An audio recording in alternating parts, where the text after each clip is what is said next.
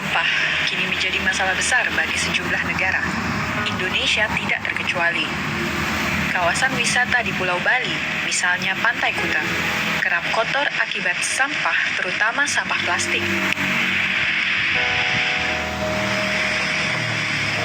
Ini akibat banyaknya warga lokal serta wisatawan yang tetap membuang sampah sembarangan. Efek sampah plastik tentu sangat buruk bagi ekosistem laut dan mengurangi kenyamanan berwisata di Pulau Dewata.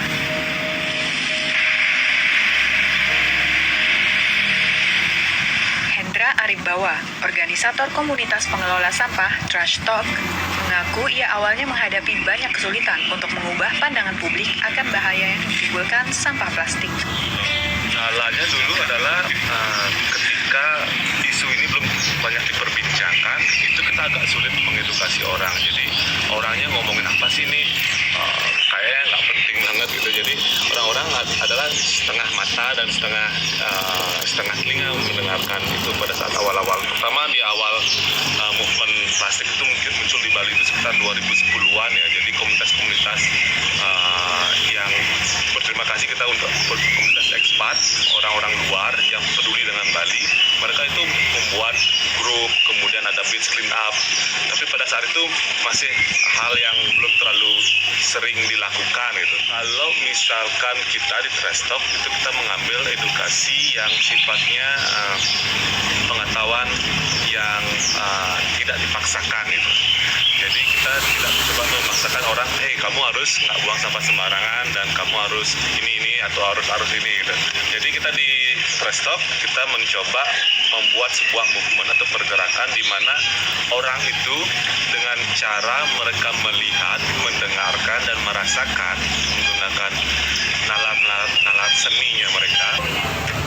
Dengan sejumlah pendidikan dan pertunjukan seni, lokakarya, diskusi, dan partisipasi berbagai elemen dalam masyarakat, Trash Talk bermaksud mengubah pandangan komunitas dalam hal penggunaan plastik dalam aktivitas sehari-hari mereka. Usaha Trash Talk memetik keberhasilan.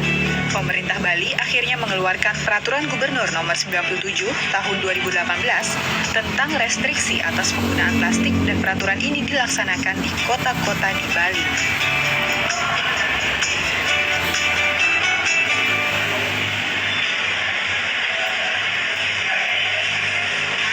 Regulasi yang membatasi penggunaan tas plastik, styrofoam, dan sedotan plastik disambut baik oleh publik. Di pasar tradisional dan supermarket tidak lagi digunakan kantong plastik karena orang-orang sudah membeli tas belanja sendiri dan tas yang ramah lingkungan. Bukan hanya pembeli, ini juga didukung semua orang yang terlibat di pasar. Kita sudah mengarahkan ke supplier ya untuk support barang-barang ke supermarket khususnya Bintang, dan kita udah kasih tahu juga teknik dan caranya. Kemudian kita beri informasi juga cara penanganannya, sebagian nanti kita menggunakan daun pisang untuk sebagai pembungkusnya. Iya, memang kita masih agak kesulitan di produk-produk yang spesifik, terutama yang organik atau hidroponik, karena plastik itu sebagai wadah live untuk produk tersebut itu. Tapi arahnya ke depan nanti akan kita coba juga menggunakan tanpa plastik.